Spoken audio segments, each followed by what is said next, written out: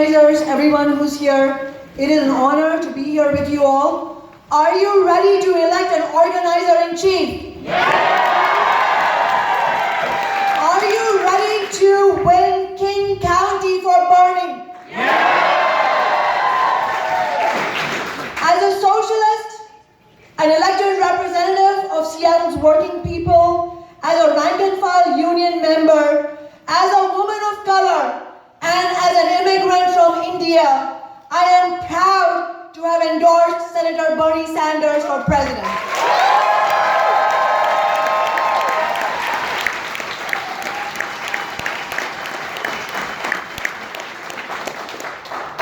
We need to take down Trump. We need to remove him for his real crimes, including the attacks on working people, the way he has created space for white nationalist terrorists, for gutting environmental regulation while the planet burns, ripping immigrant children, babies, from their parents, and now his criminal escalation of the conflict with Iran.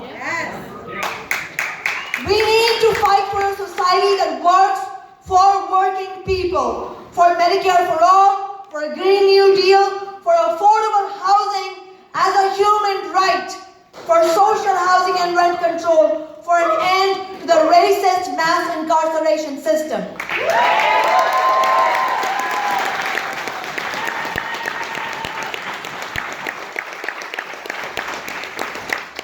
I agree with Bernie that we need a society where billionaires don't exist.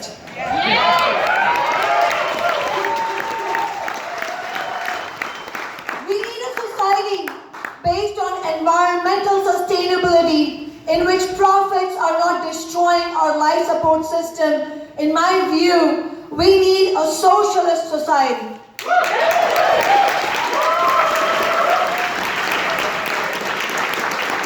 We need a socialist society because capitalism is fundamentally organized to benefit the billionaire class, and it is never going to create decent standards of living for the rest of us, let alone address the climate catastrophe.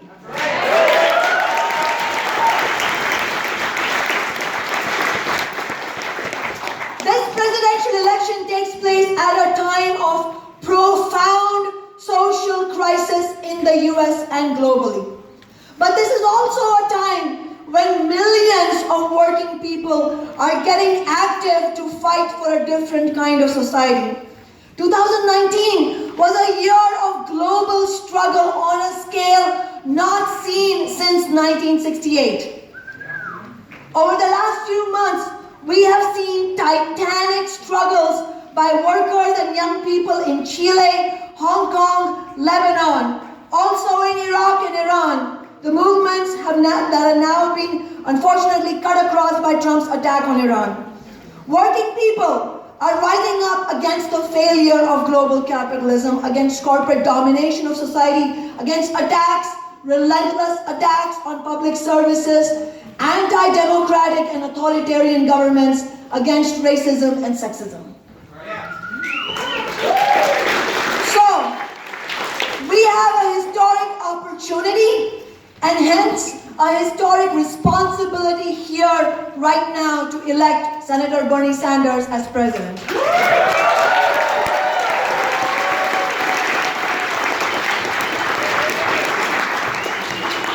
And let's be honest, as other speakers have said, we need a candidate who can actually beat Donald Trump. We need a candidate who can inspire working class people who don't normally come out to vote, who can bring out working people, young people, who can bring out people who are angry at the status quo, but without a left alternative are left as fodder for the right wing. We don't need yet another politician making empty promises. We need a fighter. Yes. And there is only one candidate who fits that description. You know. We don't need a repeat of 2016, where the alternative to Trump was a tone-deaf corporate Democrat who said America is already great at a time when inequality nationwide nationwide has reached unprecedented proportions, and the majority of Americans are struggling just to get by.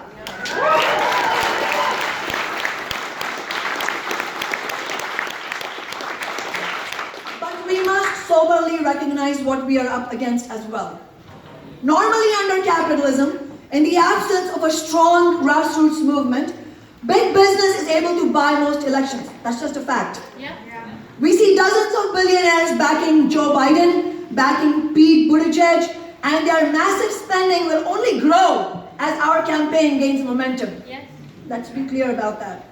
Under normal conditions under capitalism, without a movement, the party establishment, the Democratic Party establishment, is able to pull its strings and levers and to frame the debate to defeat working class candidates. And we saw this through the blatant rigging of the primary in 2016 against Bernie.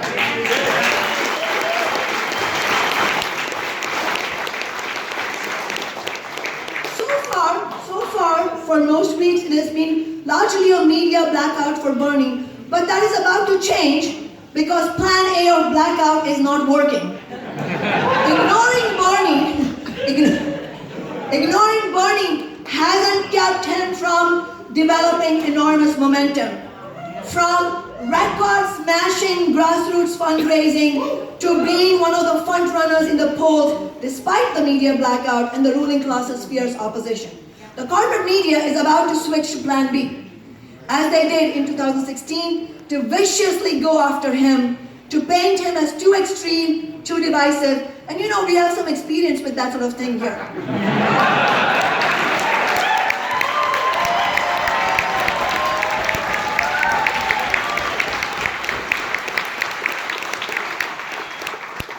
But our challenge, if we want to win King County for Bernie, then we have to be serious, right? Here in Seattle, we will run into many genuine progressives who are also seriously considering voting for Elizabeth Warren.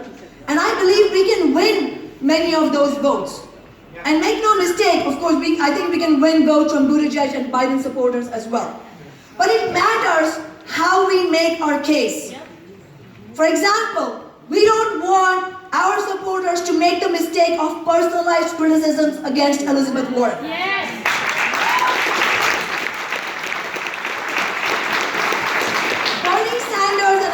Warren are both very different than the other candidates. We need to put the emphasis on the issues. On Medicare for All, for example, where Senator Warren unfortunately has moved in the direction of public option, Medicare for All plans postponed for 3 years, as she said. Bernie, in contrast, emphasized correctly that he will fight for Medicare for All from the first week of his presidency.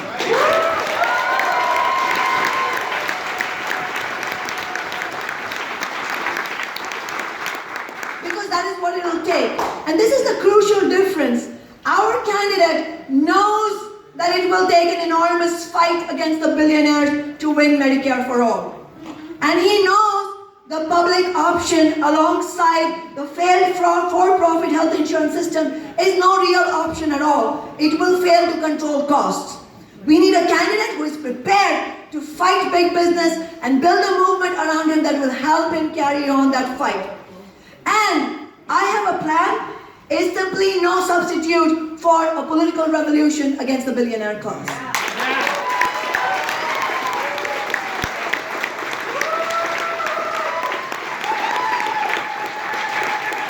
While Bernie says again and again that we need a movement of millions, Senator Warren is looking to triangulate on her views to try and appease the establishment.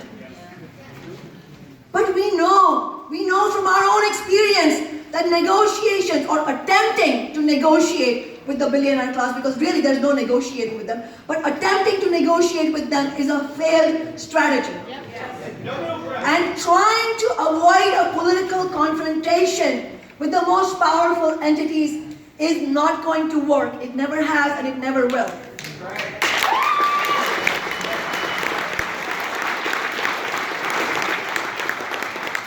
In my 6 years in City Hall, I've had a lot of experience with elected officials who are basing themselves on backroom negotiations, sometimes even well-meaning ones, because they think that is the only strategy that works. they don't like that we base ourselves on a grassroots movement, that I base my office on a grassroots movement, and that then puts pressure on them to represent working people's interests. And that puts them at odds with big business. As I said, some are genuine and well-meaning, as is Elizabeth Warren, but well-meaning is not enough. Because militant organizing and being principled and consistent and honest is imperative. Let me repeat. Militant organizing and being principled and consistent and honest is not just an admirable thing, it's the backbone of winning bold progressive victories.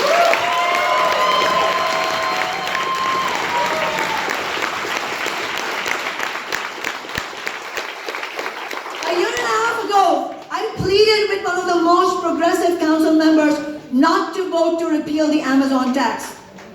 I explained why it was going to be a huge mistake, but I did not succeed because they felt enormous pressure from the corporate lobbyists and did not know how to withstand that on their own.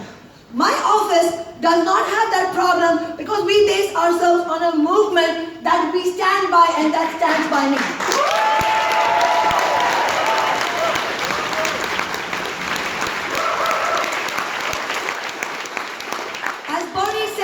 It's not about me, it's about us. Yeah.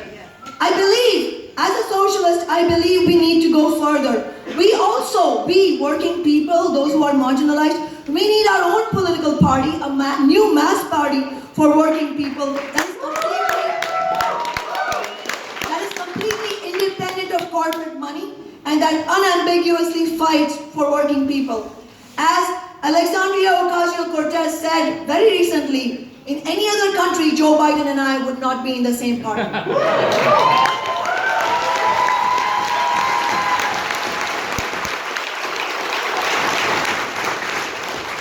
Exactly.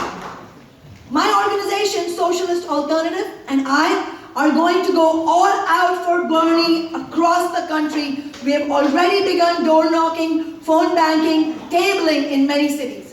Here in Seattle, we will be combining our fight to elect Bernie with our campaign to tax Amazon and big businesses.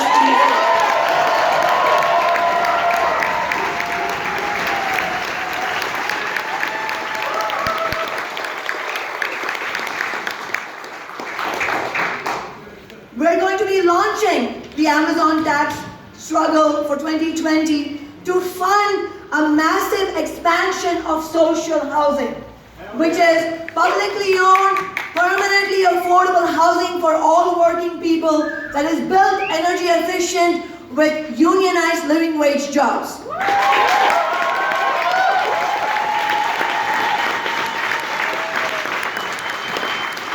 It is our collective responsibility to not squander the momentum from our re-election victory last year, which we won despite everything thrown against us from the beginning.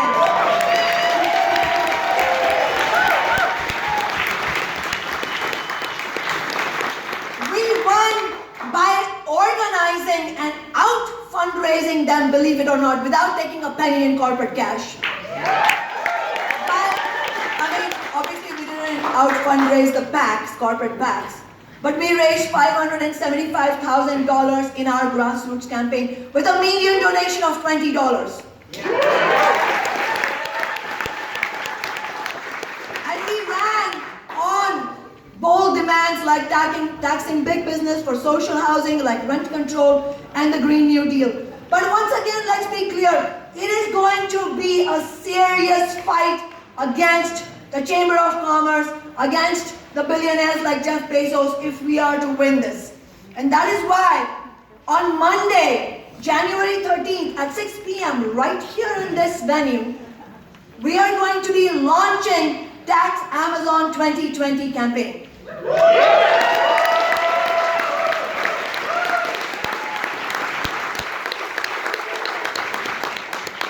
It is also, this event, the launch of the campaign, is going to be coupled with my inauguration for my third term as socialist in City Hall.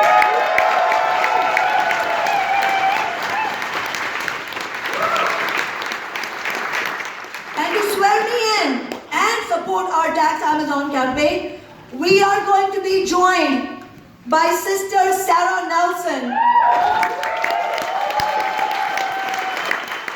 Many of you know her. She is the president of the Association of Flight Attendants, who, along with the courageous air traffic controllers and her own members, flight attendants, boldly rejected Trump's shutdown and said that the only way to end this shutdown is for workers to tap into their latent power and go on a general strike. And within hours, Trump ended his shutdown.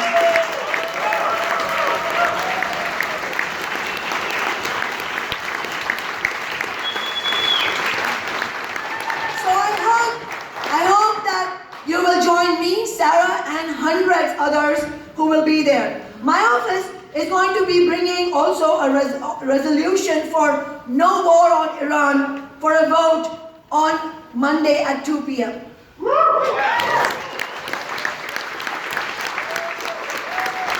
resolution opposing U.S. sanctions against Iran, opposing U.S. military aggression in Iran, and opposing the detention of Iranian Americans at the border and at the Seattle-Tacoma International Airport.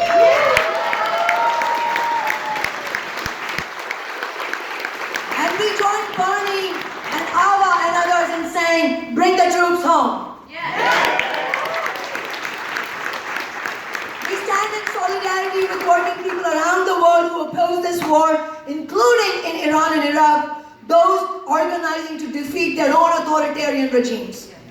Our resolution will support Bernie Sanders' bill that will oppose any military funding for aggression against Iran. Bernie has said he will do everything in his power to prevent the US from going into war with Iran, so we will do everything in our power to elect him. I hope to see you campaigning. I hope to see each and every one of you campaigning for Bernie and Tax Amazon at the doors and on the streets in these coming weeks before the March 10th Washington primary. And let's go all out to elect a democratic socialist president to win.